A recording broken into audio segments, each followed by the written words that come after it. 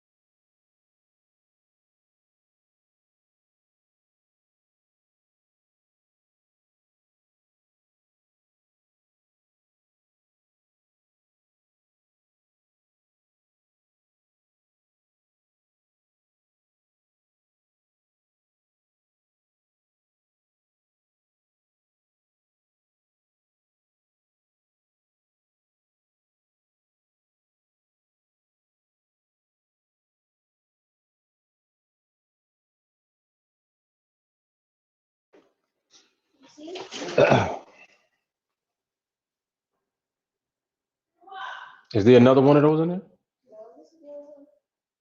Just eat the pizza.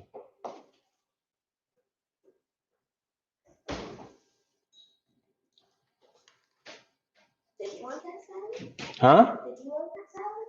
Yeah, just leave it. Hmm? I said okay.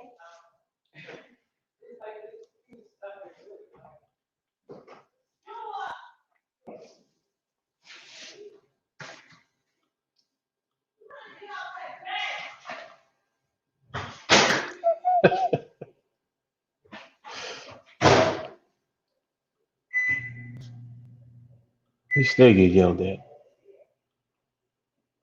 Stay getting yelled at. All right, so audio should be coming through now. And taking a look at the chart. Now,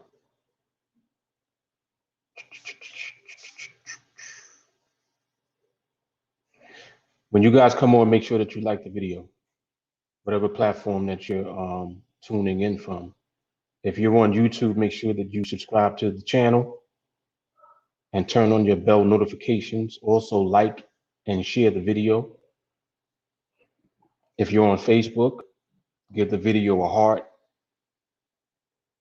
and make sure that you share the video and follow the TeamAlliance Facebook page. And if you're on Twitter, give the video a retweet and also give the video a heart. And also say hello, so I know that you're there. All right, so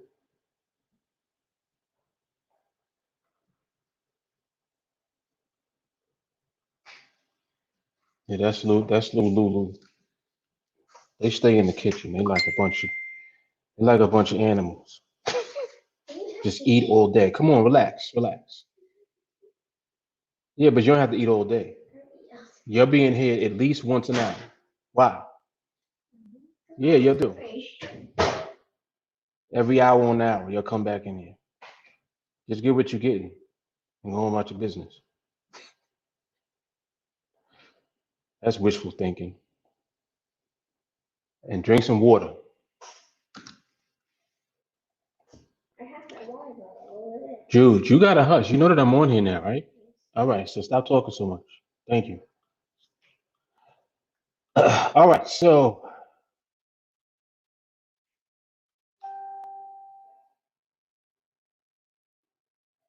you're gonna see what the market looks like this beautiful Monday morning.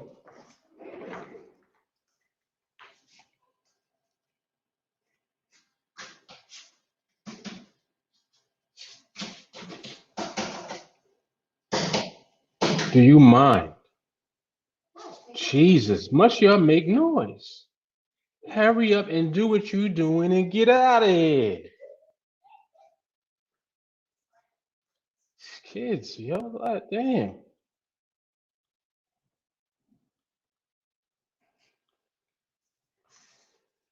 Start going to my office. Jesus.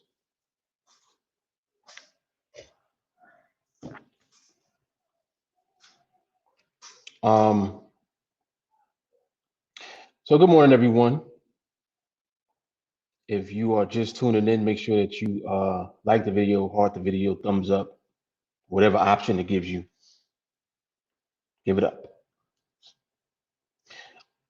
If any of you have questions, please feel free to ask. If you are new, the platform that we are observing, which is what you see on the screen, this is the NADEX platform. NADEX is very powerful.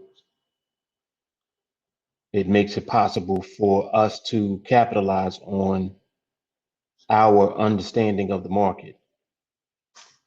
And make no mistake about it, you have to understand the market in order to be profitable when you trade.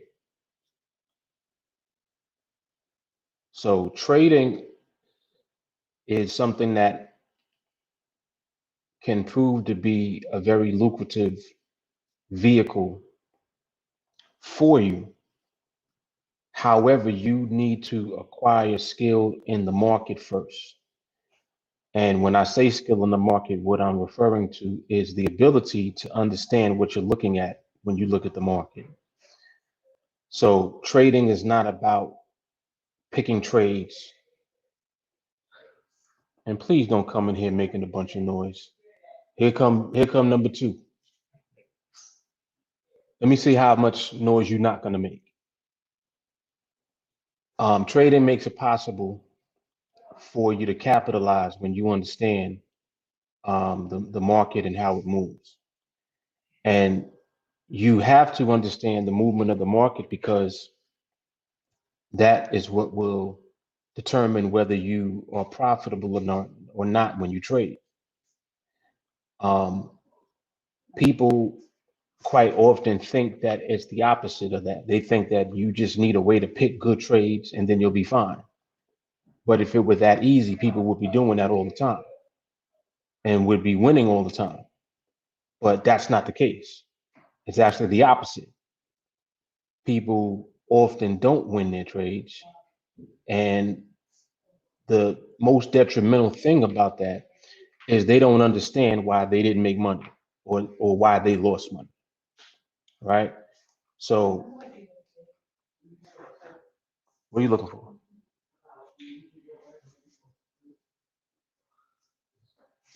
What are you looking for? Just roaming around the house. Um, they don't understand what they're looking at in the market, so they are not going to understand why they lost money in the market. And this happens over and over and over again. Like this is a common thing when it comes to what people do when they're in the markets. They don't understand why. You know, they a lot of times people end up picking trades and they'll pick a trade. The trade looks like it's winning at first, and then it ends up losing. And they have no idea what happened. Like they don't understand why. Um, so being profitable long term is about understanding why first. So once you understand why, then you'll be able to avoid those situations where the market ended up doing something at the end of your trade. So like, for example, if at the beginning of the trade, when you entered the trade, you were winning, and then by the end of the trade, you're not winning, and you end up not winning the trade, it's like the question is, well, man, what was that? Like, why did the market do that? Or what happened? You see? So if you don't understand the movement of the market, you'll never understand what happened. You'll just know that, oh, well, I don't like binaries because the market can move on you. But the market moves all the time. So it doesn't have anything to do with binaries. It's just what the market does, period. And that's the part right there that you have to understand, because if you don't understand that part, you'll consistently repeat the same thing over and over again. You'll just keep doing the same thing repeatedly. And that is what will put you in position to be in a losing situation um, over and over again, like just repeatedly. You'll just consistently not be winning. And a lot of people, for the most part, they win some and they lose some, but they're losing more than they're winning. If you're losing more than you're winning, you're losing. Like there's no in between. You either are profitable or you're not profitable. So trying to remain profitable or become profitable, um, probably more so become profitable. That's like what everyone is in search of doing, because they're not profitable now. They're not profitable, but they don't understand why they're not profitable. You see, so it's learning the why first that is much more valuable than thinking that you figured something out and that you're just going to practice whatever you think you figured out until you make it work. It's not going to happen. You're going to have to understand the foundation of the market itself. So the foundation of the market is simple. It moves. Question becomes, why did it move like that right now? You see, so it's about understanding movement in the market and then understanding why the movement took place at the current time. You see, so it really just boils down to the market either being stable or not being stable. If it's not stable, that will be why it moved the way that it did. If it is stable, that will be the reason that it remained in the position where it was. And you'll see the differences, but you, through observation and study, learn more intimately what the market does with more consistency. Like you'll consistently be able to recognize things for yourself more versus not. And that's what observation and study and everything does.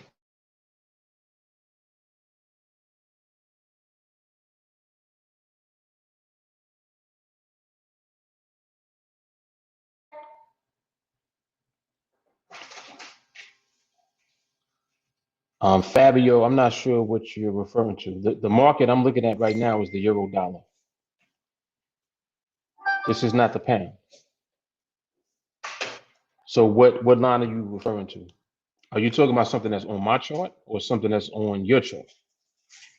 Because right now I'm looking at the euro dollar. I'm not looking at the pound.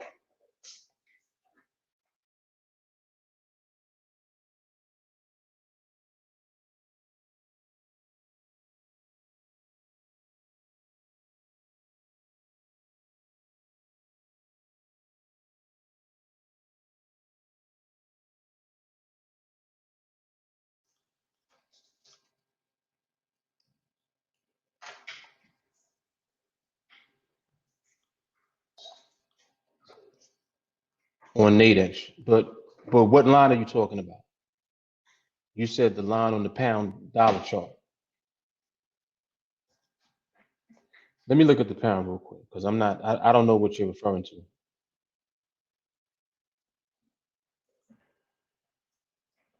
I don't know what you're talking about right now.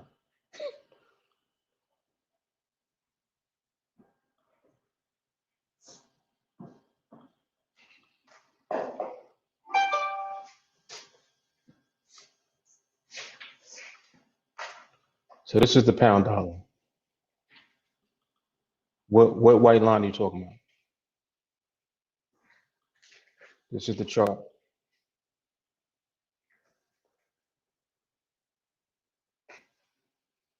I don't see a white line. So you got to be more specific. I don't know what you're referring to.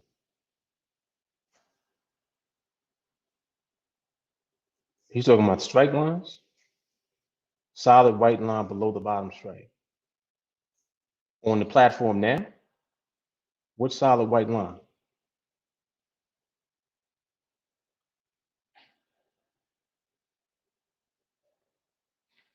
Fabio, what you talking about, man? You talking about this line right here with the times on it? Down here? With the times above it? Is that what you're talking about?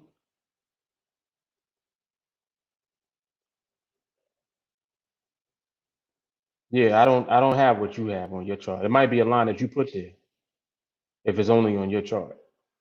Yeah, I don't know what you're referring to. Also, these are 5 minute this is a 5 minute, 1 minute chart. It's actually not a 5 minute chart. It's a 1 minute chart on 5 minute binaries. That's what I was trying to say.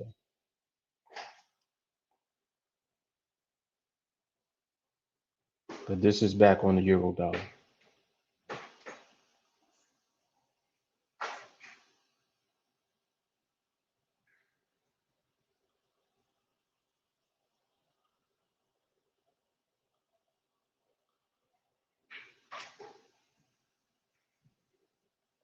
Back on the euro dollar.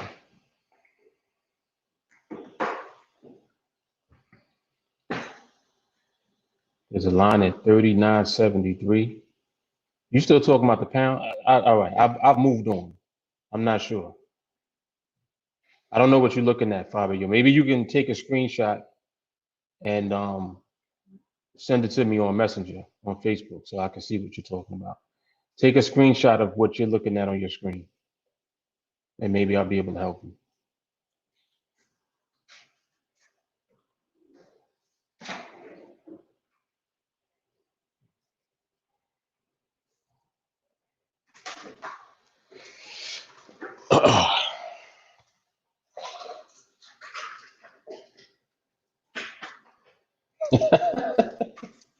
Right, or that.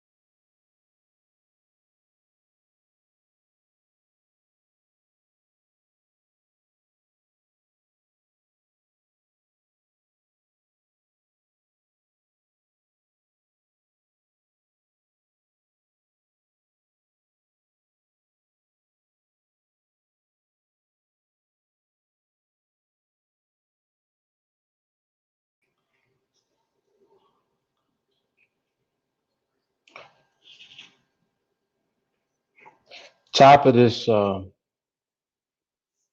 candles, the barrier,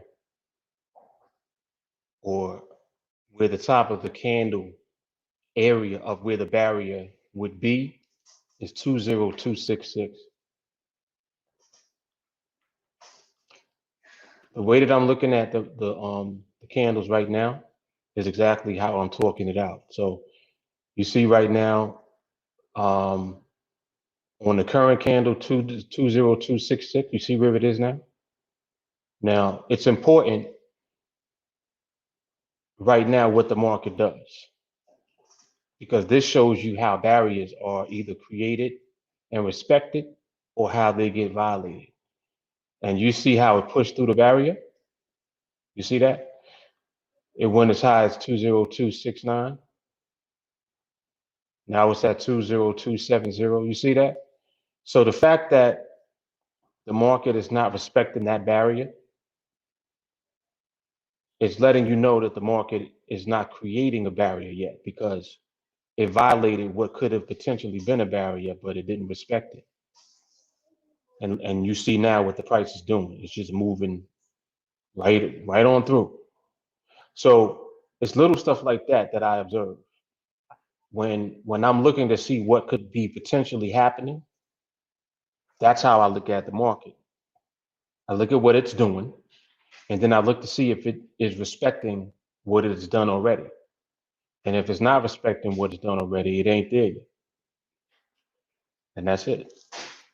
So you just continue to observe.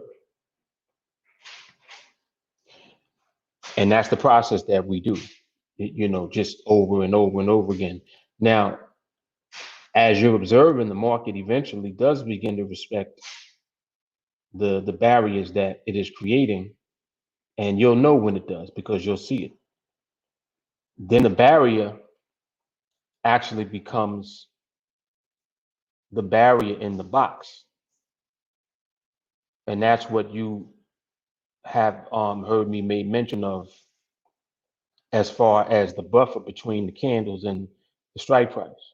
So like, just like how I have the box right now drawn out, this green box that I keep moving around, this is a powerful tool because the bottom of the box and the top of the box are slightly away from where the strike prices are.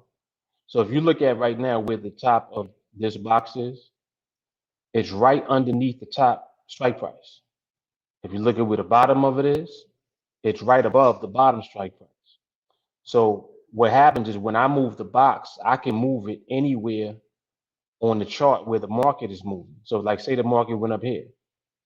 Now I'm looking at the market to see and utilize the box as a tool. So I'll know when the market begins to start clustering, starts ranging, and then ultimately creates a barrier.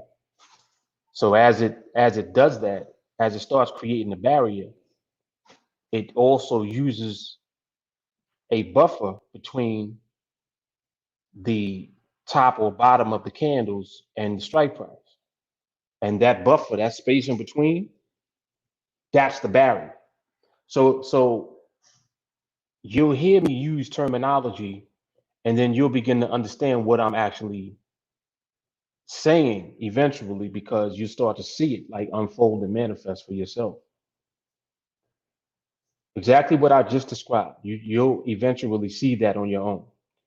And what the box does is it helps you as a tool to see it visually. So without me doing anything else, if I just move along the box with where the candles are and just keep moving it along and moving it along, as I'm observing on the chart, I'm not doing anything other than just watching and seeing what the market is doing. Once the market decides that it wants to start to stabilize and range, and then you see clustering and all of that, then it creates its barrier, and then you start to actually see it. You'll see it easier because of the box. And that's why the box is a powerful tool, because the box is helping you to see. And seeing the market is the key to all of this, because if you are able to see the market, you can interpret what the market is actually doing. If you don't know what you're looking at, then you can't interpret what the market's doing.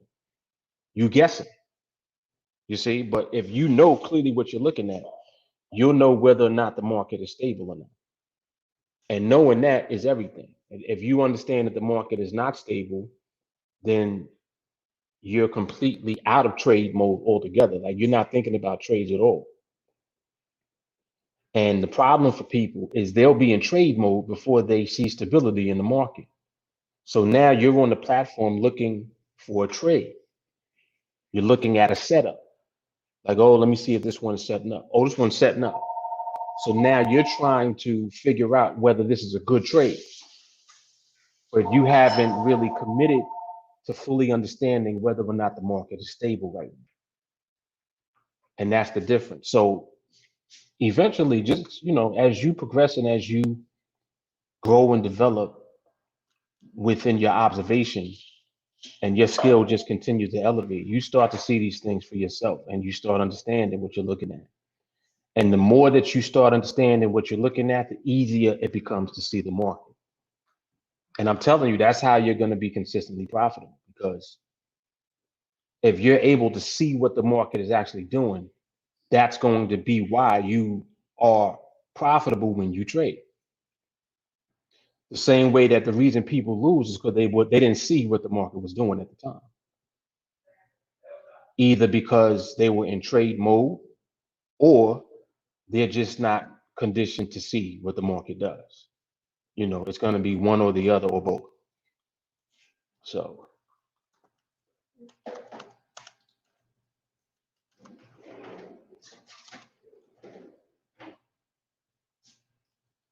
And again, you can feel free to ask whatever questions you have. Why is this not posting? What is that? I don't understand that.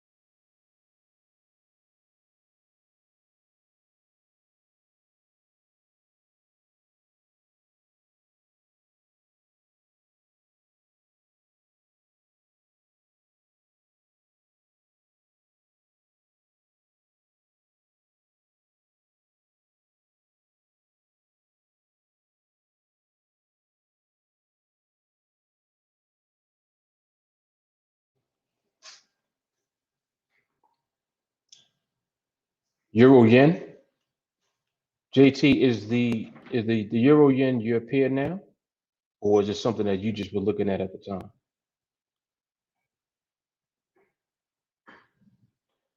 There's someone else that looks at euro yen. I forgot who it was.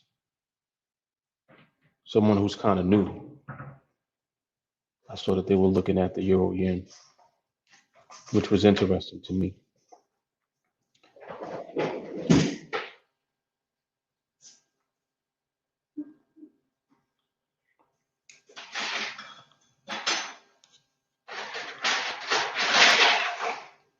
I told you would come back. I told you would come back. It's not even an hour. Y'all are ridiculous. You might as well I might as well just put your bed down here. Sleep next to the refrigerator.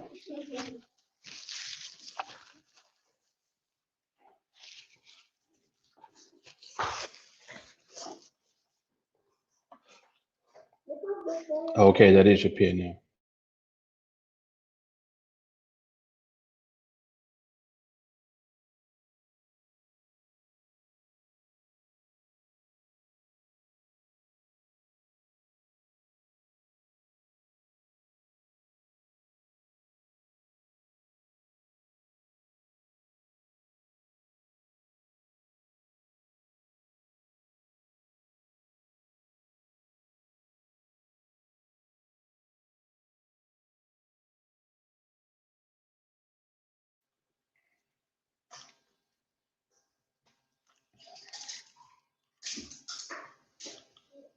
Okay, cool.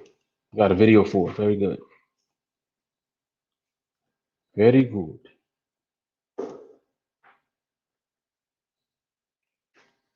Yeah, if you send it to me now, I can actually open it up on here and take a look. Yeah, so actually, I forgot to mention that to you guys.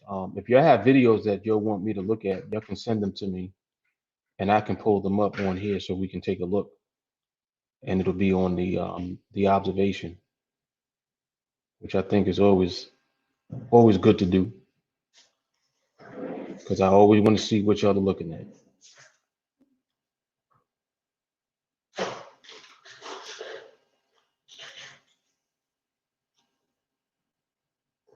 Um,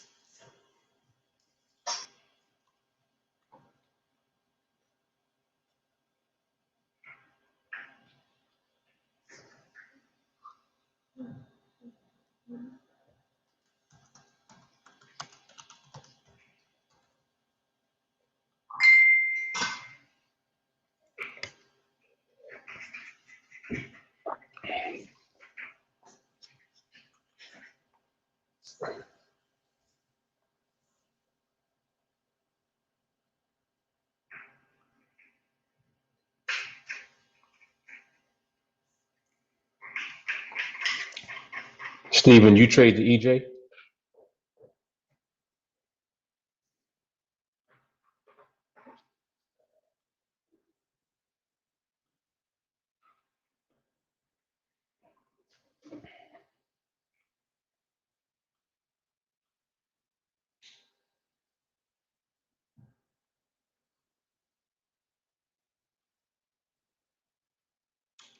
All right, so the euro is starting to do it a little bit now. So right now I'm just looking at the low of this candle here, 20298. So I know that that's the low for the candles currently. And then I'll just continue to monitor that.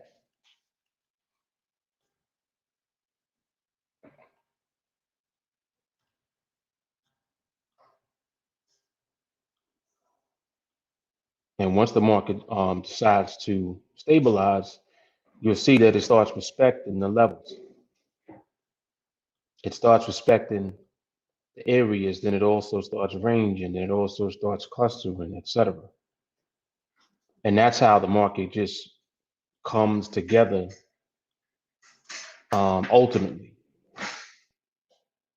Until it starts to do that and commit to it, it ain't there yet. Now you see what it's doing now? Not there yet. And this is why you see, so look, let me just elaborate while I have an opportunity to do so. This is why you can't ever jump the gun when you think the market is doing something to validate your trade setup. You cannot rely on just trade setups. If you do that, it will be the reason that you lose. See, people think that they lost a trade because they took a bad trade. It's not that you took a bad trade. You took a trade at the wrong time. The wrong time being a time when the market was not stable enough to hold your trade in position. I talked about this on the podcast last week. It's like you never select a trade saying, all right, I'm picking this because I think this will lose. When you select a trade, you're saying, I'm picking this because I believe that this is going to win because I think the market is going to do this. So from the beginning, the reason that you selected the trade is because you thought the trade was going to win. So now you have to ask questions. All right, why do I think this trade is going to win? You see? And this is actually something that'll help to keep you out of the market when you shouldn't be in the market. That's not gonna fit up there. No. You got to put that on that shelf. No, that shelf. Push. No. Jesus. This right here don't even have to come in here. Just leave this out because it wasn't in there. Just close it. It's not gonna fit in there. Just leave this out. This is Cherise.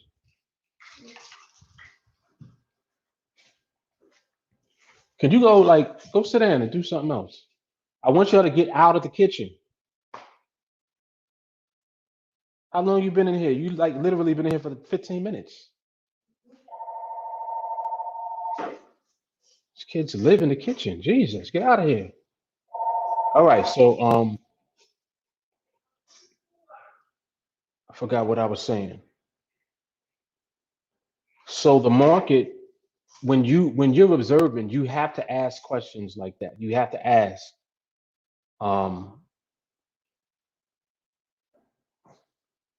is the market going to do what I needed to do for the trade I want to take right now? And if you're looking at the market more, you'll see reasons that may say, no, it's not doing that. It could do this. And just the fact that it could potentially do something is letting you know that the market is not stable enough for you to have full confidence in taking the trade. If you had full confidence in taking the trade, it would be backed up by your understanding of the market. It wouldn't just be fully reliant on it being a good trade. You're only taking a trade that you think is a good trade at the time because you think that the trade is going to remain in position so that you win, right? You don't ever get into a trade and say, all right, you know what, this one could lose. You never do that. You always say, no, this is a good trade. Look how it's set up. It gave me this, it gave me that. It met my rules. Oh, that's a good entry. I got a good price on it. You're justifying reasons for taking the trade. But in the midst of all that, you're not looking at the market enough. And because you're missing the market part, you might see the perfect trade setup, but the market right now is not stable for whatever the reason is. The market could be almost stable, but not quite. That means it's not stable. So if you take your trade, your good trade setup, your beautiful trade at a time when the market is almost stable but not quite, it becomes a coin flip now. So now it's like, all right, I hope it holds. I hope it wins. So you see how after you get into the trade, now you're nervous and you're thinking about it like, man, I hope this one holds. Because you start to see the market do something that shows you that it's not stable. You have to develop the discipline to pay attention to that before you take trades, regardless of how good the trade looks. You understand? You're way better off taking trades just knowing that the market is stable first versus taking the best trade and not knowing if the market is stable or not. It's like, which one would you rather do? So for most people, what they are trying to do, they're trying to find good trades all the time. And in the midst of you looking for all these good trades, you end up getting into trades that were great and some of them lose.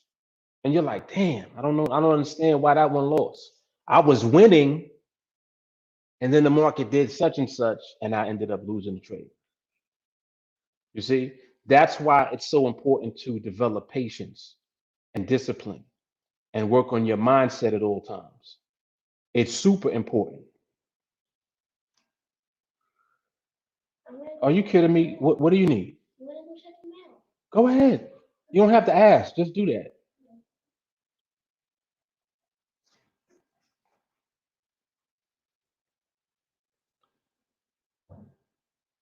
All right, let me zoom in on this real quick. So this is actually a good example to use. Let me see something. Now you see how the market looks here? Let me see something. 296, 295. So the barrier here is the base of the candles, which is 20295, and the space between that and the strike price. That's the barrier on where you see the market right now. Now you see how the market is respecting the barrier? Like this is the perfect example for me to use. See how the market just respected the barrier? Just now. This is a great example of seeing that the market is beginning to stabilize. You just saw the market was stable just now. You just saw that there was an actual barrier in place that the market respected. You just saw that the market actually remained in position. And mind you, you looked at it and you could see it in the box. So you see how the box serves as a visual tool for everything that I just explained as far as being able to recognize stability when you see it in the market, right? That's it. You can leave it over there. So learning how to see that stability first is the key. If you're not able to see that, when that happens, you're like, oh, the market's just moving slow, or the market's just doing this, the market's just doing that. But you don't understand what the market actually is doing. In essence, what the market is actually doing is it's showing you that it's stabilizing, because the market itself is behaving in a way that represents stability. So you need to know what that looks like first before you even think about taking the trade. Now, once you know what that looks like, now when a trade comes, so in other words, now when your trade setup comes, now would be the right time to take your setup when it comes. Instead of you looking for the setup first and not knowing whether or not the market has stability in it yet. And that's the difference. That's why people end up losing trades sometimes, when they find a good strategy or something that's working for them as far as them entering in the trades. They're like, yeah, I do pretty good with this, but sometimes, sometimes it loses. Well, that sometimes it loses part, that is coming from your inability still to recognize stability in the market. So that may be the only hump that you need to overcome. Until you do that, you're still going to have those losing trades, regardless of how good your strategy is. Regardless of how good your strategy is. All right, let me come in the comments real quick.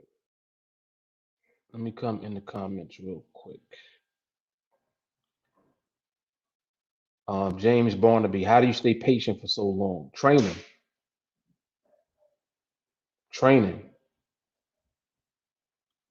And this is a good point. Jay Carter said, what's the alternative? Not be patient and make mistakes. Yep. That's right. Having patience, no losses forever. Exactly. Ray Young, the market pays you to be patient and it can provide all of your needs. It will provide your needs. It will, because when you remain patient, it means that you can have confidence when you scale up also. So not only can you be confident when you trade in a small account, you'll have the same level of confidence when you trade in a larger size account. See? So as your account grows, you're not scared. You don't get intimidated because it's a larger contract size and you got more money in your account now. It doesn't intimidate you. It's business as usual. So it doesn't matter if you're trading with one contract or you're trading with 50 or 100 or 200.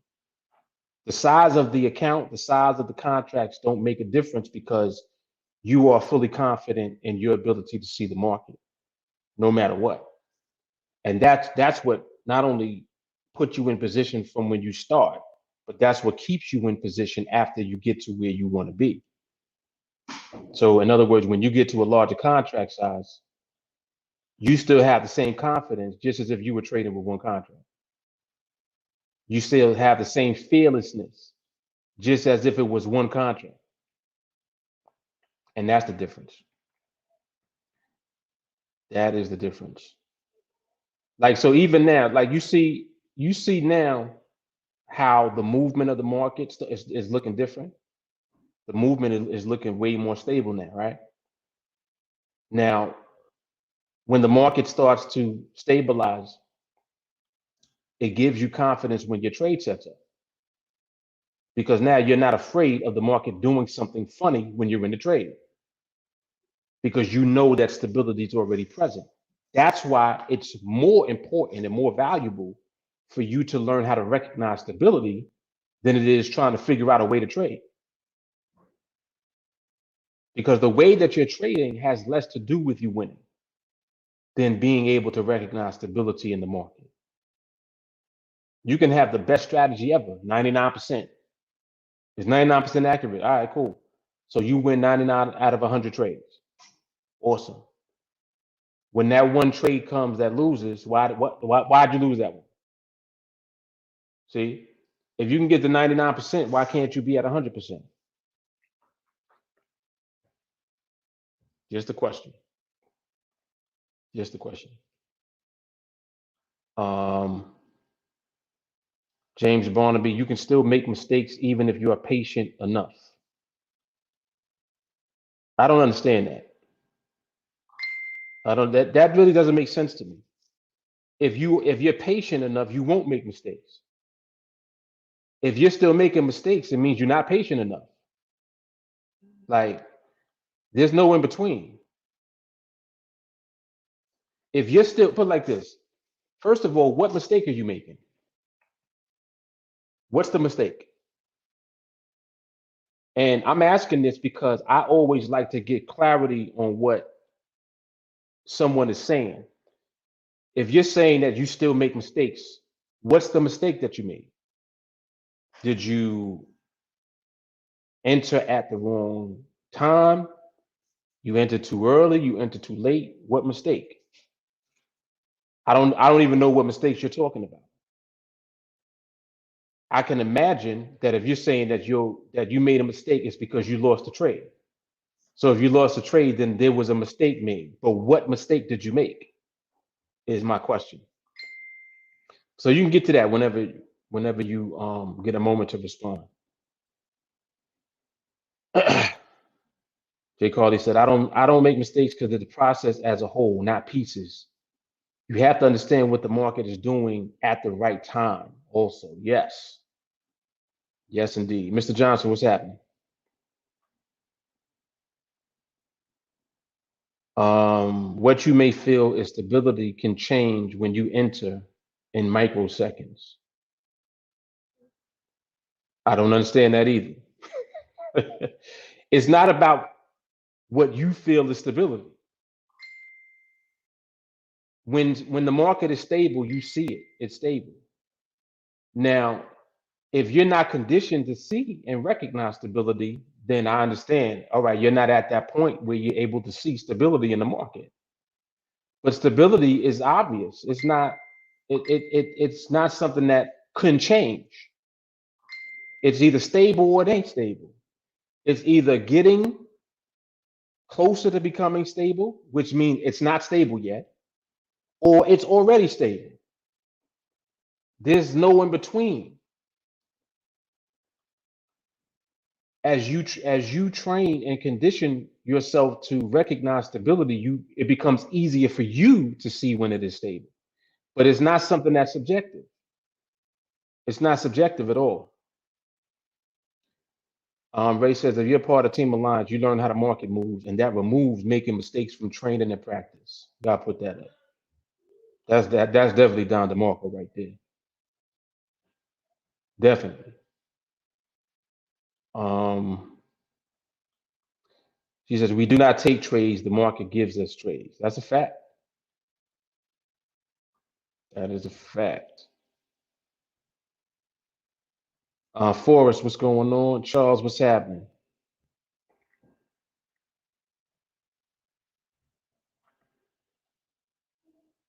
Yes. Carly's saying, if you think it's stable, that's a question.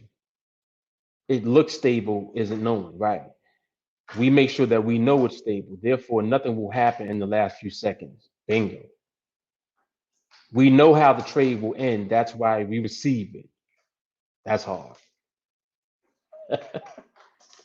And I understand, like, people don't like that because they're like, no, nobody knows ahead of time what it's going to do. It's not about us knowing what the trade is going to do.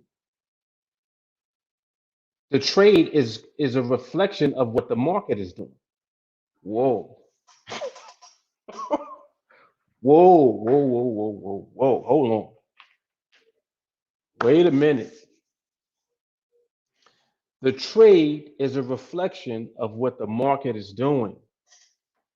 Think about that for a minute.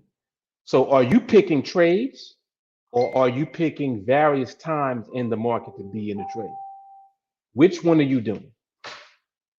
See, you don't realize it, but you're always picking a time in the market. You don't know that though. You thought you were just picking your trade. You thought your trade was just setting up, didn't you? In actuality, when you take your trade, you're picking a time in the market to be in the trade. Now, if you don't know If the market is stable at that time, you got a problem. And that's why your trade might win or might lose, because you don't know the time. You got to know the time first. And until you do, that'll be the reason that you win some and you lose some. That's it. That is it. There's no in between. There is no in between. That's the reason why you'll win some and you'll lose some. It's because you cannot recognize the time yet. You don't know if right now is a stable time or not. See, you're still judging based on the trade. Oh, well, I'm going to take this one. You know, I got pricing, it's set up, the market's slow. But that right there does not define stability. You see, everything has to be in alignment in the market in order for the market to be stable. The market proves that it's stable. How does it do that? It respects its barriers. It respects what it does. So if it has already created a level that it's moving within and it's respecting it, the market is stable. That right there is stability. Now, if you can't see that, well, the market, the option keeps pricing out. Again, you're in trade mode. You're looking for a trade to set up. You need to be able to recognize that the market is stable first. If the market is stable, either the market is going to give you a trade or it's not. We know that. And we let the market do that all the time. That's why trades don't always just come all the time, because we're not interested in just being in trades. We're interested in being in stable markets, period. If a trade comes when the market is stable, that's our trade. If no trades come while the market is stable, we don't have any trades. And that's the difference. So people will ask me these questions all the time. Oh man, I don't know how you have that much patience. It's easy to have patience when you want to win.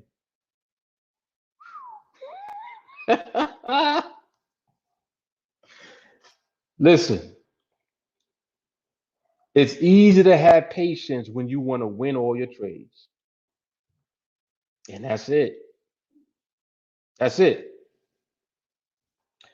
All right.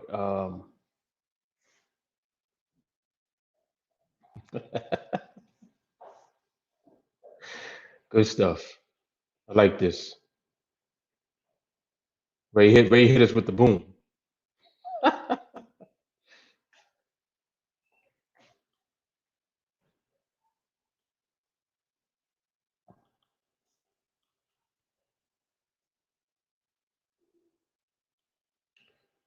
7, 7, 7, 7.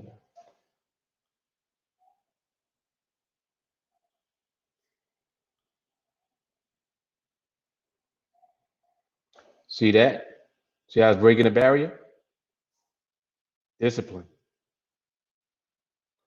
Now, somebody that would have looked at that and said, "Oh, look at this setup," you would be getting set up right now. This right here is the perfect example of how people be setting themselves up. They'll look at this just like I just did just now, and because they don't have discipline and they don't wait, they can jump the gun, and they'll look at option pricing. Oh, there's pricing on this. Well, I can get a good price on this. I'm gonna take this. That should hold. Nope. We don't ever violate the rules. First rule and the only rule is that the market got to be stable. Now, the market is stable right now, but if the market's not in position, then there's no trade for us either. So not only do we need the market to be stable, it also has to be in position and then provide pricing. If it's out of position, we'll be able to see that. It means that that's going to disqualify that setup. You see? So we're never going to be set up by the market, because we're always going to respect the market and respect the entire process. No matter what, the discipline. Just like I said a moment ago, it's easy to be patient when you want to win all the time. You want to win everything, it's very easy to be patient. Um, Mr. Johnson said he's still scalping. You be up, you be ready to get out, huh? Key, what's happening? Mr. Ron, what's going on? Osman, Mark, I've heard you say that you really don't need to look at charts to decide when to make a trade. How then are you able to know the barriers, buffers, penetration, and stability without them? Well, I don't like now at this point, if I'm on the platform like this, I use the chart. I'm able to do everything without the chart just by looking at the indicative price. By looking at the indicative price, you can know. And doing the quick glance. You know, I've done many trainings on that. But being that they made adjustments and whatnot to the platform, it is what it is. So I just use the platform as is, like the way that they have it set up. You know, they have it on here now where it's like you can't even remove the chart really. Like the chart is just there. So, you know, I don't go against the grain. If I'm on the computer like I am now and I'm observing, I just leave the chart up. And actually this has led to all of this visual tool or these visual tools that I've trained on is as a result of the fact that the chart is always up. When they switch to the new platform, that's how it is. So I'm like, you know what? We ain't gonna go against the grain. Just leave it as it is. We're gonna work with what we got, and that's how all of these additional tools develop. You know, like range, and I'm showing you clusters and I'm showing you how to visually use the chart to be able to accomplish the same thing. So even though we don't need the chart to be able to do what we do, being that we have the chart all the time, we're just going to make use of what we got. So that's mainly my reason for being able to use all of these tools with the chart.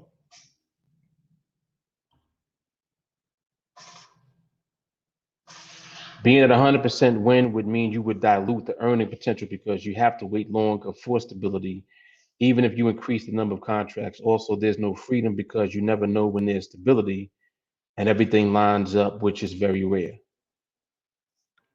James, that don't make sense at all. I'm trying to get something from what you're saying, but you just contradicted everything that you said in the same sentence. You said being at 100% win would mean you dilute the earning potential. How? If you're gonna win every trade that you enter into, it means that you can position yourself and scale up to a larger size. If you're at a larger size, you don't have to trade as often. Also, you're assuming that the market does not present stability as often as it does. The market presents stability quite often. Like, I don't know what often is to you, but if you're able to be in a trade consistently every week, that's often. That's very often. Even if you are starting from $100 with one contract, if you just took one trade each week and you're able to scale up the size of your contract over time, once you get in position at the larger contract size, if you're still only doing one trade a week, what does that mean for you financially? Let me put it in perspective.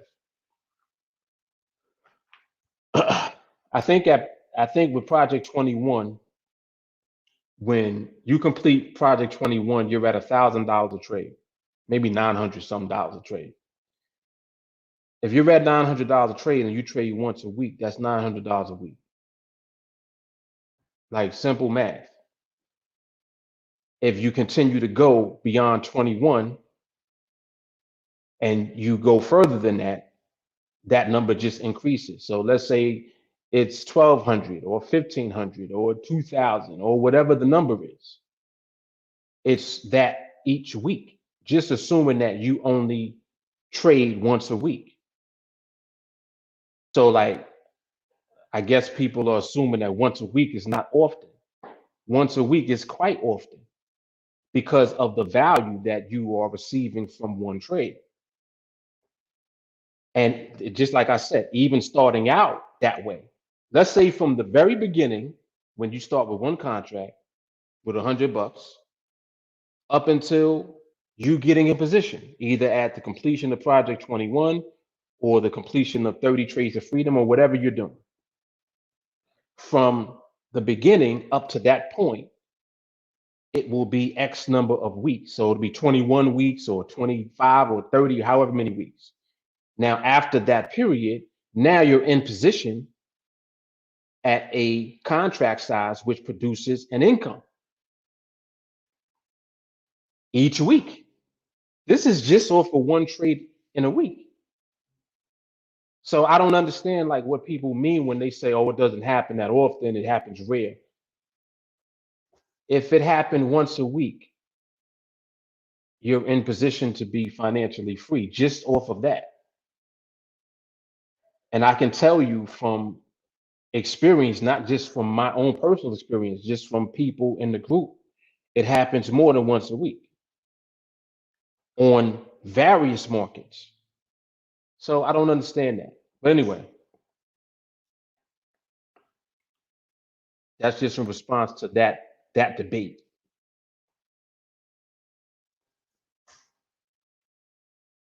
All right, JT, I'm gonna pull it up in a minute. Mr. Vaughn said the trades are the mirror to the market soul.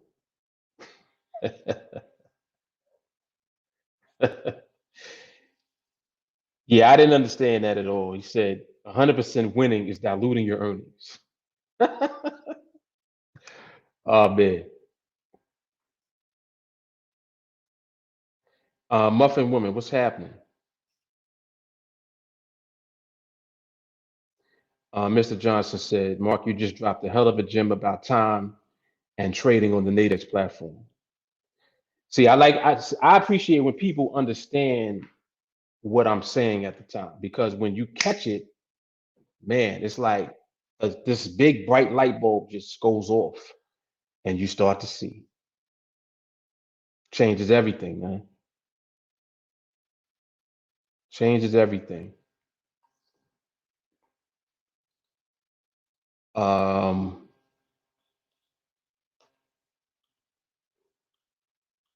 James, you think I talk too much, huh? I probably do, but there's much to talk about. Um, JT, I already got in position in the EJ where I wanted to be last month. I'm doing it again this month just to make it real. Good stuff, JT. I see you've been influenced.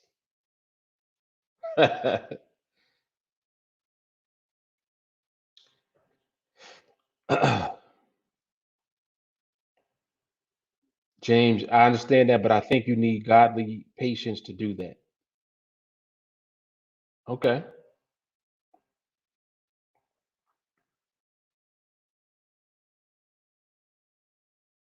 Ooh, this is hard. Jay Carly said, then become a market guy. I mean, it's true. What is the alternative though? Like for real. Alicia, what's going on? Jay Carly says, I know it's difficult to understand our mindset from the outside, but trust if you were in TA, you'll learn, excuse me, you'd learn what you're lacking. I had to learn and develop this patience. It wasn't overnight, please believe. But the difference is I never gave up. Most people won't do what's necessary to be successful. I respect the market and the process. 100%. 100%.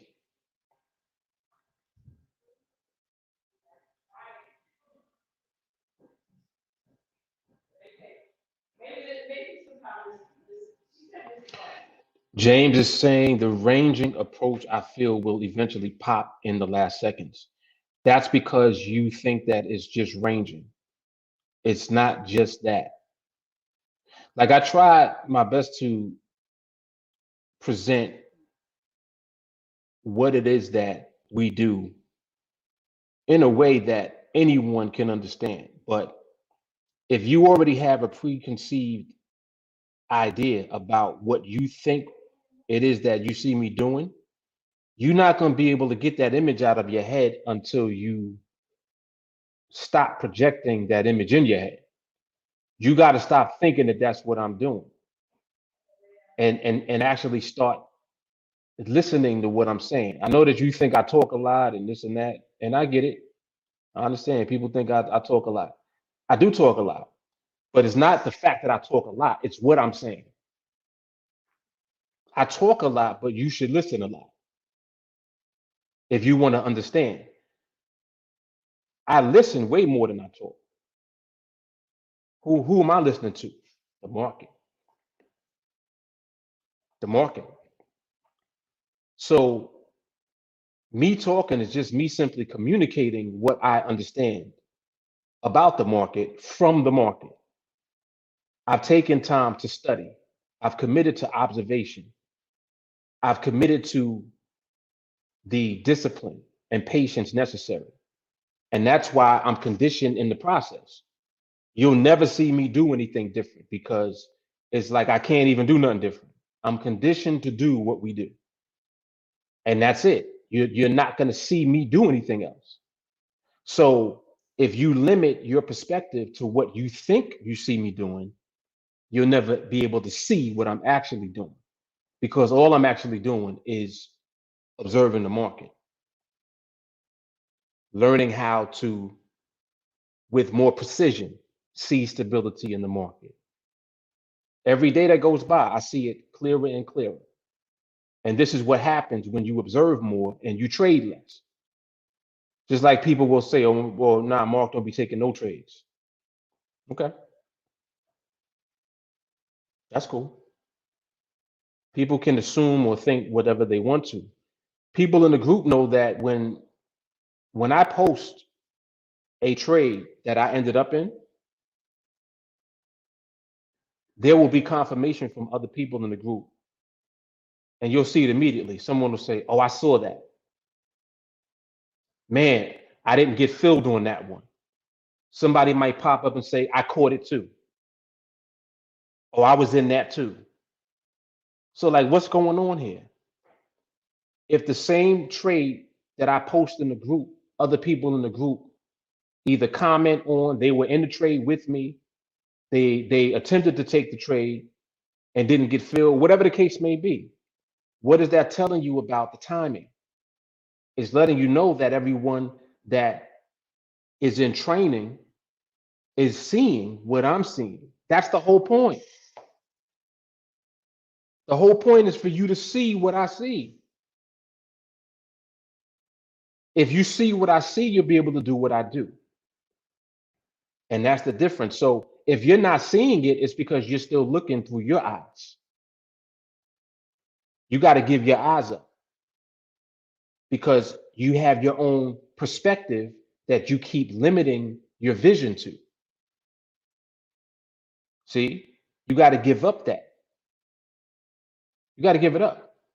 You can't allow that to limit the way that you're seeing the market because you got your own preconceived way of seeing the market. Because you see the market the way you do, you don't understand how I see it. Oh, I don't understand ranging. Well, it's not just ranging. That's the first issue you have. You think it's just ranging. You think it's just a slow market. You don't understand that stability is way more than that. Ranging, slow market, those are simple manifestations of stability. The market can be in a range and not be stable. So the market can be in a range and not be stable. And when you look in a range, the market pops. What is that telling you about what you're seeing? You're seeing the market in the range and the market ain't stable. So again, you're not fully seeing because you want to be able to see the market in a range and stable. But you just said it. You just said it. Let me go back. I'm gonna read what you said again. You said the ranging approach I feel will eventually pop in the last second. I even put it up. This is what James said. James Barnaby. The ranging approach I feel will eventually pop in the last seconds. What is he describing? He's describing instability. See? So you automatically assume that a range means it's stable. No. That's why I said it's more than just range. You see? This is good stuff. People are going to definitely elevate off of this. Definitely.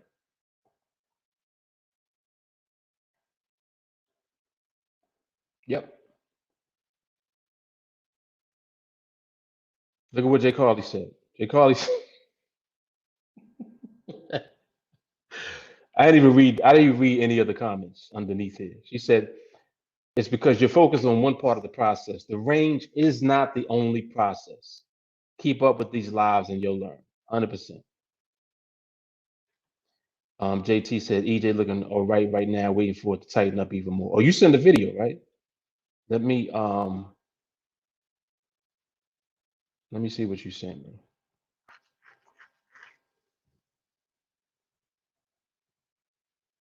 Oh, you got it inside the thing here. Well, let me see if I can open it. Oh, if I can open it, then I'll be able to share it. Okay, yeah, I can share it. All right. So let me. I want to play this video that JT sent me. Let me finish reading through these comments real quick. Peter Leonardi says, "I got 1,500 weekly. Just trade once a week. Fine with me." But like, what's wrong with that? Mr. Mark, talk your shit because you talk that stuff that needs to be talked about, and that's all I have to say about that. Don DeMarco.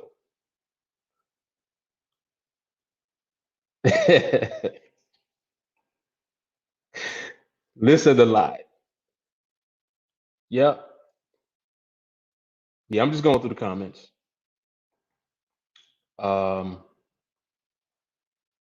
Key, what's going on? Now this is hard.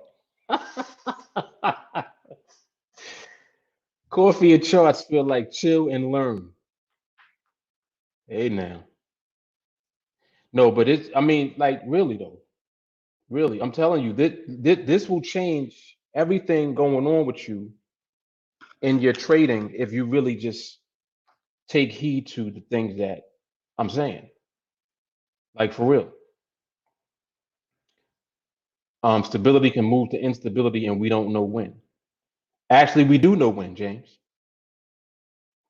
We do know when. If you are observing the market, you know when. The question becomes, are you still going to trade when the market's not stable? That's the real question. It's not about whether or not you know if it's stable or not. Once you can identify and recognize stability and identify and recognize instability, the question becomes, are you disciplined enough not to trade when the market's not stable? That's it. That's the question. It's not about you being able to know when it happens. You know when the market's not stable. And if you already know the market's not stable and you still decide to take your trade setup knowing the market's not stable, that's your fault. And that will be the reason that if that trade loses, that you lost. You lost the trade because you took the trade. Come on now. Listen to me. You lost that trade because you took the trade. You didn't lose the trade because it was a bad entry. You entered too early. You entered too late. It has nothing to do with the entry. It only had to do with the fact that the market was not stable and you took the trade anyway. That's why you lost. Because if the market's not stable, it means you could lose. If the market's not stable, it means it's a coin flip, right? And that's the difference, man. That's the difference. Yeah, it does. It does. It makes a lot of sense. Look at James. There it is. See, the light bulb's starting to come on. Peter said, I don't know what's so hard about sitting and watching for an hour or two couple of times a day. I mean, it's true. See, and the beauty of it too is that you know that when you're observing the market is either going to become stable or not. If it does become stable, it's either going to give you a trade or it's not. So you don't have to wonder or guess, oh, I wonder if I'm going to get a trade. All you got to do is observe. When you observe the market, you'll know whether you get a trade or not, because you'll be able to recognize whether or not the market was stable. Market's not stable, it don't matter what trade comes, no trade. Market is stable, if there's no trade, there's no trade. Market is stable, a trade comes, that's our trade. That's it. Discipline. Discipline. And you just stick to that. Just rinse and repeat that. Oh, but I didn't get a trade in 2 weeks, Mark. So what? You also didn't lose in 2 weeks. See, stick to the script. Stick to the script. All right, let me open up this this video so we could take a look at this. Where is it?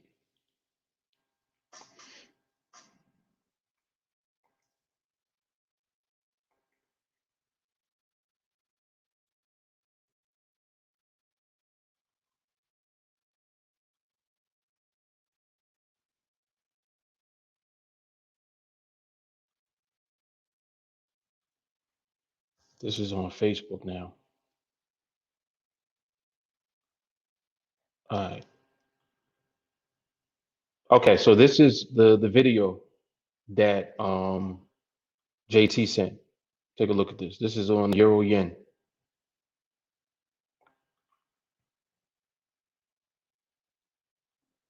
On the good old EJ.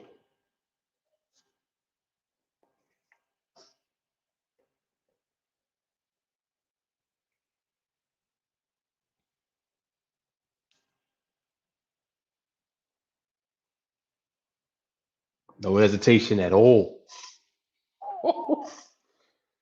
No hesitation at all. Mm, mm, mm.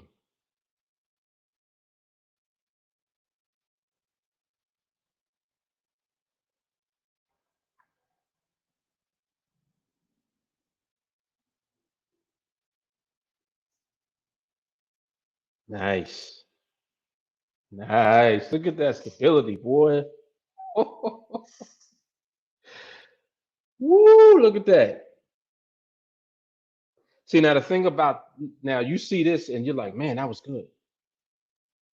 The reason that that was good is because the market is good.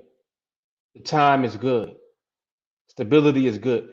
It's not because the trade was so good. That just was a trade that set up at the right time. That's it. That was good, man. Thank you, JT, for sending me that. So that was JT on the Euro Yen. Nice. Good stuff, man.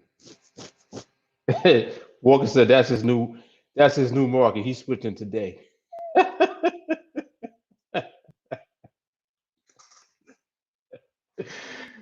Oh snap. Silly. That was it right there. So I mean, for the record, that wasn't my trade. That was someone in my group right there that took the trade. Wasn't me. But it looked like a trade I would take, don't it? That's for people that's always asking, oh, are people in your group successful? Anyone in your group take trades today? Anyone take a trade today? People take trades all the time. Well, let me stop saying take trades. Let's rewind. People receive trades all the time. And again, this is not even about trades. This is about the process. You see how there was no hesitation when he pulled the trigger, no fear when he was in the trade.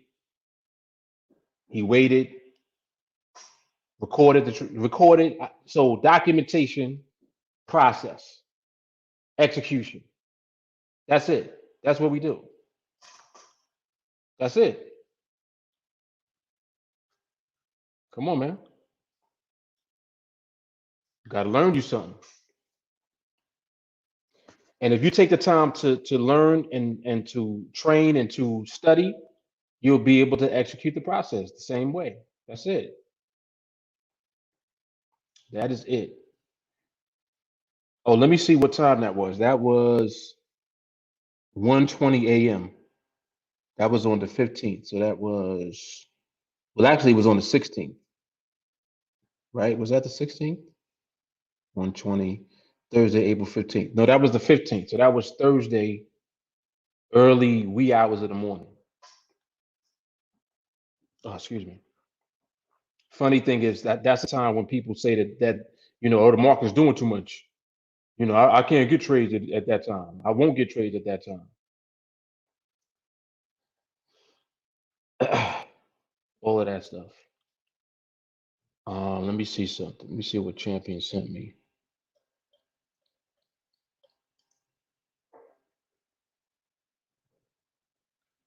Oh, excuse me.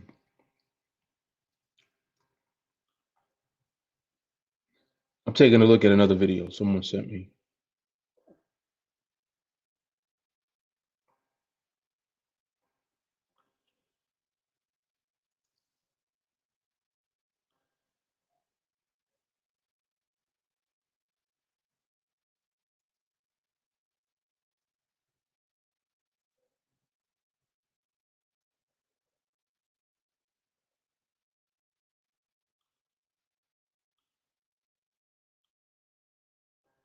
Six.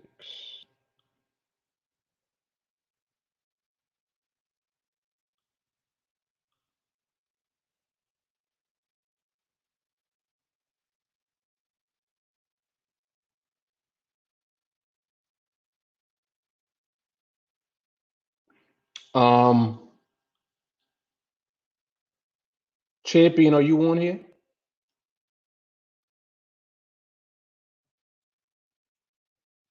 Let me see if he's on here. If he's on here, I'll actually respond to what he asked me.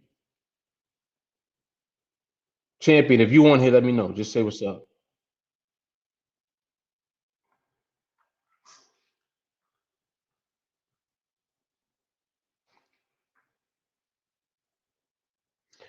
Now this is interesting. Look what Peter said. He said sometimes I don't get a trade in 2 weeks, and then I'll get 2 or 3 in a week. Come on now. It all averages out. That's a fact.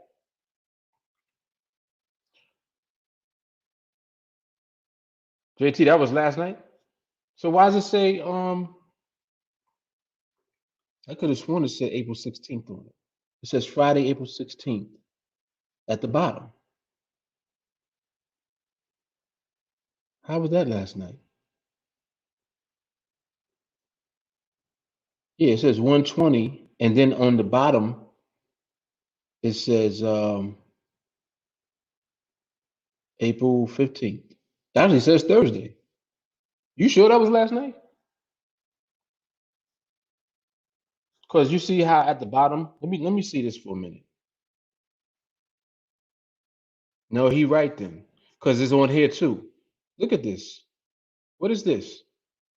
You see this at the bottom where it says Thursday, April 15th and Friday, April 16th? You see this? I don't know why that looks like that, but It's weird. I don't understand. I don't know why this is like this down here. Yes, you see what I'm looking at, right? At the bottom?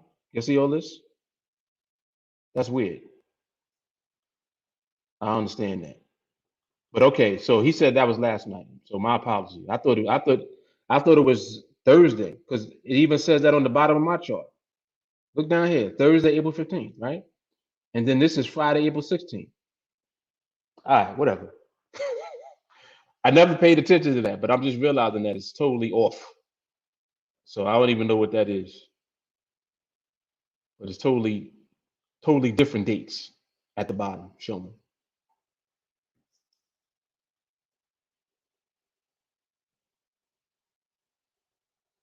Peter said it took me a year just to break bad habits. Because it took me about 14 months. Yep.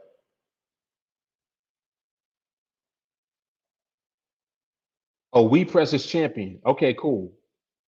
All right, that's good to know. I didn't know that.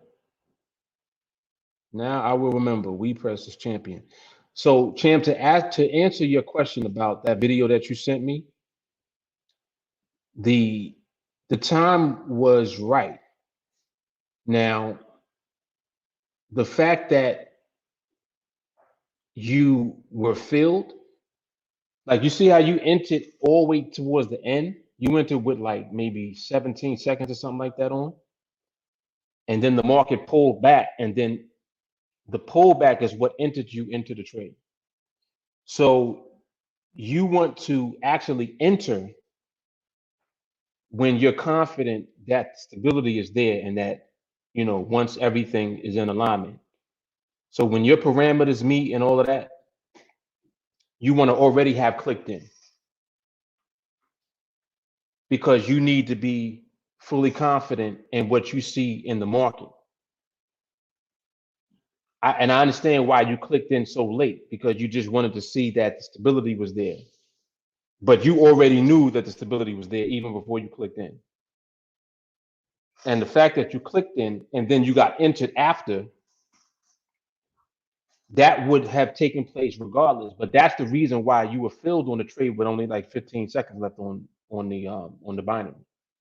So it's not that you want to be filled that way. So you don't want to be filled because the market actually moved against your position. You want to click in when everything meets and is in alignment. That's what you want to have confidence in. You're seeing stability, everything's in alignment, bang, click. Not waiting and seeing, let me see what it's going to do. Because if that's the case, if you're going to wait, then don't click in. Because your hesitation and your waiting is you doing that for a reason. You're either not fully confident, or you want to see and you want to continue to observe and you want to make sure. And that would be your reason for waiting. But you don't want to hesitate ever when you know that everything is in alignment. When you see everything in alignment, it's bang. And I'm not talking about the trade. I'm talking about stability being present and then the trade setting up. Does that make sense? So hopefully that is a good response to whether or not that was the right time. The answer is yes, it was the right time. But you never want to be entered into a trade because the market moved against the position. So I'm saying that because I want to clarify that you don't ever want to click in and then you get entered because the market pulled back and went against the position. Like, we don't want to enter into a trade that way. Now, there may be times when that's the case, but you still are only clicking in because you were confident in seeing stability first. You understand? It's not that you were confident in being filled or getting into the actual trade. Because when you click in, you don't know if you're going to be filled or not. You might be and you might not be. So your reason for clicking in shouldn't be because you think you're going to get filled. or because you hope that you're going to get filled. Your reason for clicking in should be because everything was in alignment and you're fully confident. That should be the reason that we click in at all times.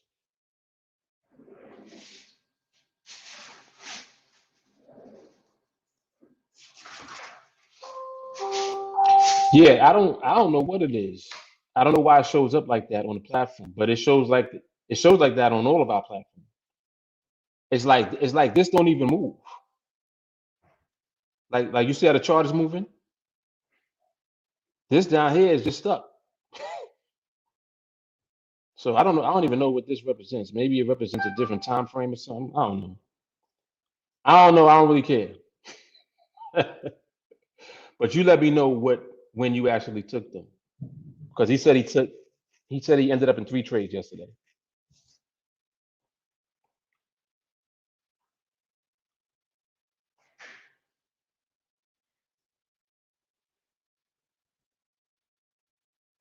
Yeah, he said, trust me, it was last night.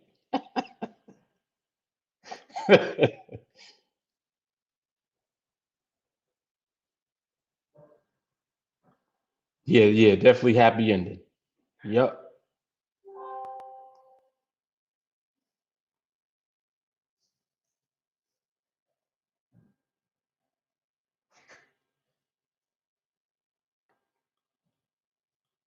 Shawnee said, yikes.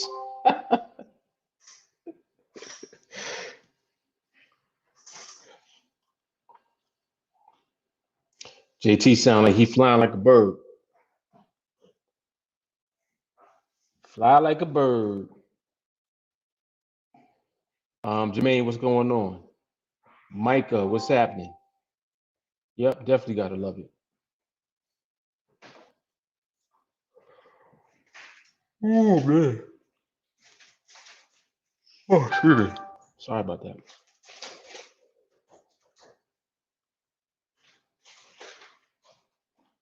She knocking? What's that knocking?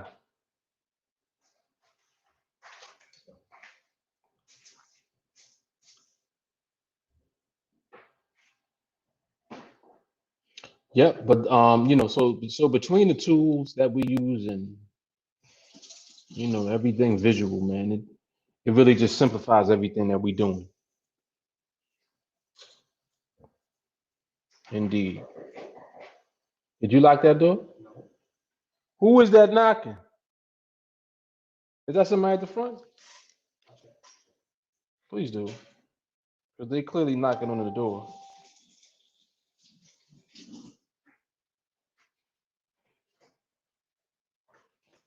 Yeah, there's somebody there. Who's that?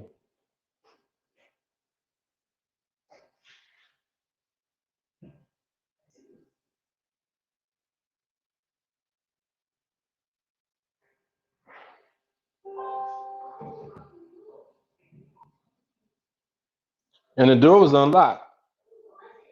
Yes, it was. What was locked? The handle? So he must have locked the handle then.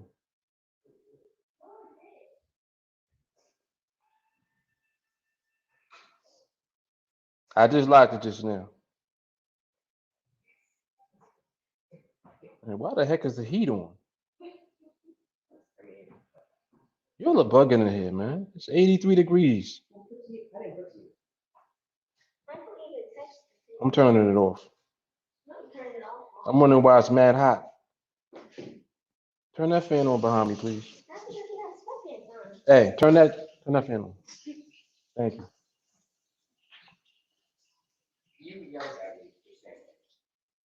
Cool. She know what she doing.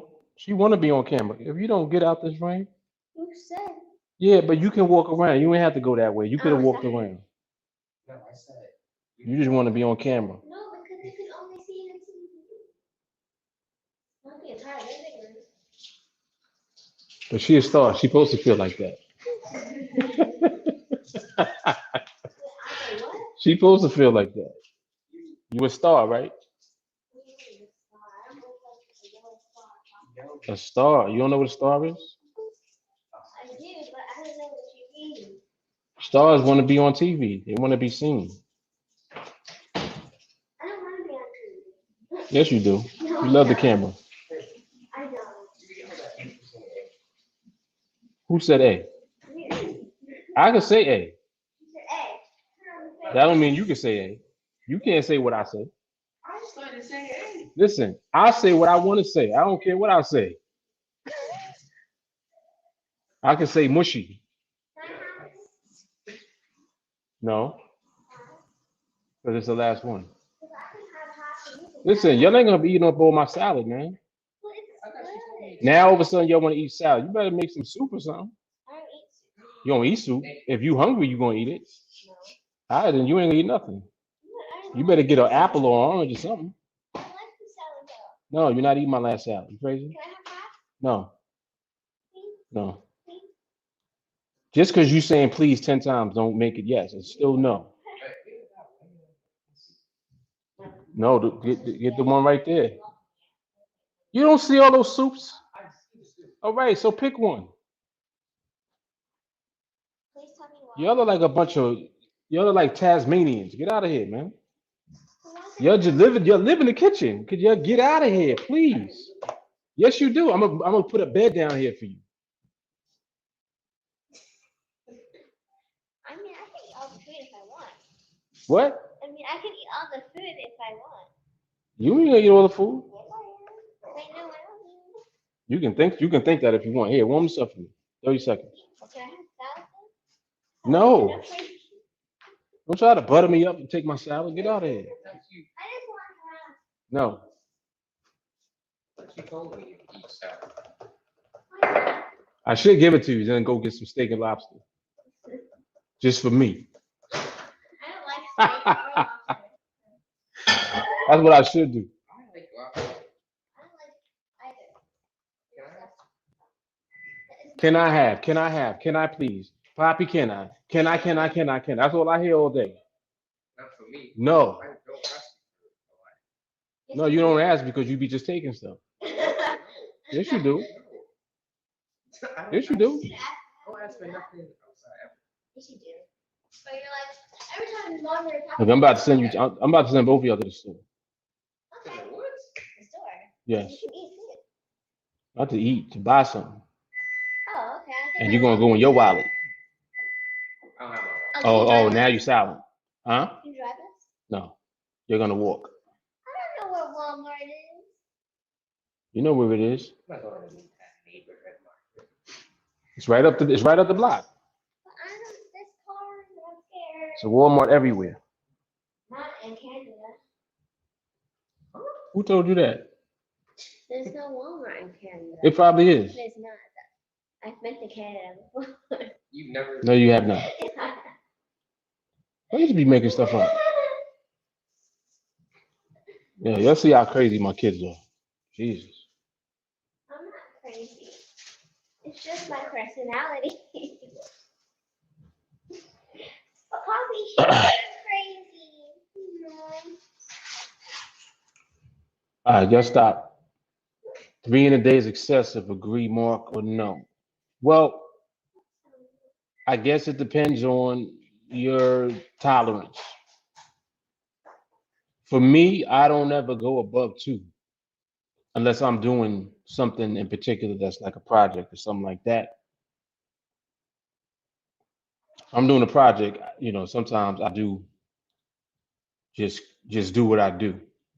But if it's not that and it's just normal trading that I'm engaging in, I limit it to 2. And usually I won't even do that much. Usually if I get one trade, I'm gonna log out. Just to create the habit and be conditioned to do that, which I think is better. Yep. It's a good, put it like this. It's a better habit to get one and log out, in my opinion, than it is to just sit there, after you get yours and kind of look for more. Because what happens is you want to develop extreme patience and extreme discipline. So you have to force yourself to do certain things. That's what logging out does. When you log out, it forces you to develop the patience and discipline that you always have to have. So I think that it's more valuable to develop that than it is to, you know, end up in more trades because more trades are there. But again, just over time, you kind of develop your own personality with it, over time. Because if you're not logging out after 1 or 2, then you're looking for another trade. That's how I feel. That's how I feel. I kind of feel like if you don't log out after the first trade, you're kind of looking. And you never want to be in position where you're looking, if that makes sense. Receiving is exactly that. Now, if you remain on the platform,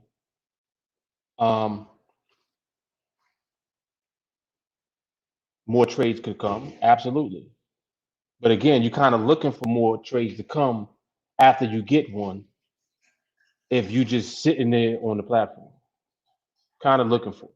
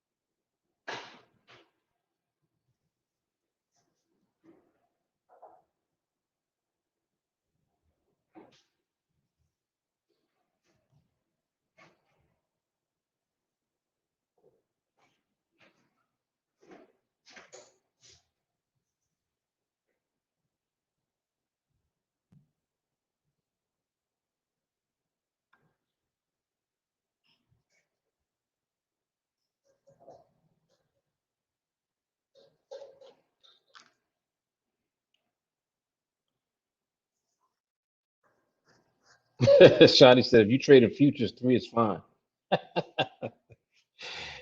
Around here, nah, not in these TA streets, huh? Yeah, because, and I'll say because I'm always preaching discipline. That's why I preach one or two at the most and log out. I'm always gonna preach that. Walker said, playing devil's advocate, you get to an environment is still stable with tight range, barrier intact. Do you stay on or go on about your business? I would already be out if I had to. I would be going. I mean, to be honest, I'll be out after 1. Like I said, unless I'm doing a project. Sometimes, I don't know what it is about when there's a project that's going on at the time. It's probably because my time will be split between what I normally do and my regular account and then what I'm doing in the project account. So I might get a trade for the project and then I'll remain on because I didn't get a regular trade. So I'll wait around to see if I'm going to end up with one in the regular account as well. And then sometimes I'll just pause the project altogether and just focus on the regular account. So I mean, for me, it depends on what I'm doing at the time. But for the majority of everyone that is training and developing their skill, you get 1, you log out. You get 2, you log out until the next day, for real. Because see, what'll happen is you'll log out, then you'll log back in later. Like say this, you got a trade, you ended up in a trade this afternoon, you'll log out and then you'll log back in after 6. Like I know that you'll do that. But I'm talking about if you ended up with 2 trades, you log out until tomorrow. Like don't even log in until tomorrow, like in the afternoon sometimes. Just to keep your discipline intact.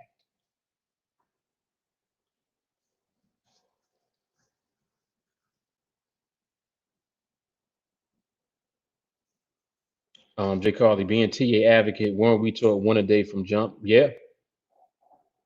Yep. Walker says, side note, I'm fine with my 1. In my mind, every trade building up to my contract goal is treated as if it were the trade at my contract goal. When I've reached my contract goal, I'll be good with 1. Exactly. And let me put that up because that's the behavior that you want to create now. Exactly what Walker just said. You want to create that discipline and that behavior right now. You don't want to develop bad habits like not logging out.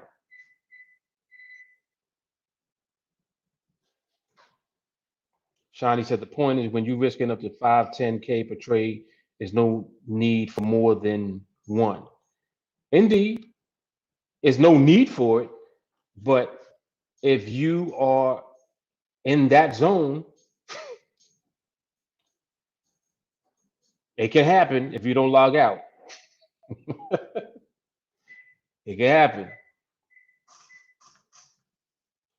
It can happen. I mean, don't get me wrong. I've accidentally had 15 to 20K days. I didn't mean to do it, but if you don't, that's what happens if you don't log out. You're not paying attention to what's going on. You're like, oh snap! I didn't realize I took 3. I didn't realize I took 4. That's why I said log out and log back in the next day. I think that that's the best thing that you could train yourself to do. Log out and come back tomorrow. Shawnee said 3 trades in a day means you need to do something else to blow off steam. Maui Jeff, if you get 1 trade, log out, enjoy the freedom. You need to be free in your mind first. That's it right there. That's it. Let's put that up. Let's put that up. And it just keeps the juice man away from your circumference. Because the juice man will try to creep in there. Make no mistake about it. Shani said 3 trades in a day is so 2018. Oh man. That's funny. He said so 2018. That is hilarious. All right, so how long we been on here for? Did we do 2 hours yet? Yeah, we right at it. We right around 2 hours. All right, man. So this was a really good observation. This was also a good educational session, I think. I actually appreciate some of the questions that James Barnaby was asking because they led to some really good responses that I feel are going to help to elevate folks. And that's always what I'm concerned most about is the elevation that is going to position you where you need to be in your mind. See, like the mindset aspect of this is so important because it is going to, it's like it bleeds into everything that you do. Just like what we're talking about now, we're taking multiple trades in a day. That's part of the mindset. You can take a lot of trades in a day. You can end up in a lot of trades.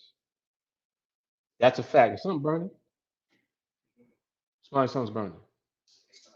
What's on that one? Why is that one on? You got 2 burners on? Is that why that light is on? No, that light is on, like that side is hot. It's hot. So it's hot because of the oven? But that's why that one is on. You got the oven on too?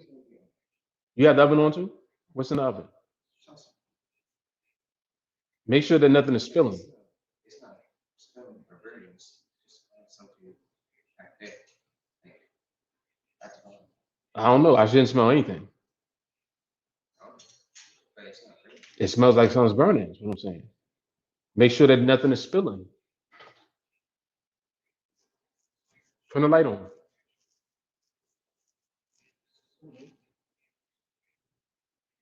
I feel like put like this, so it's not spilling or anything. Which one is that? The kielbasa?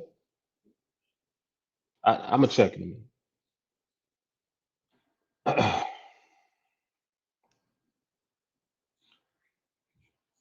Yes, absolutely. Peter said a lot of trades could mean a smack if you don't know what you're doing.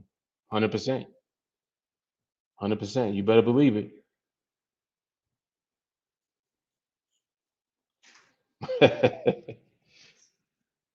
Yeah, Mel, you're right.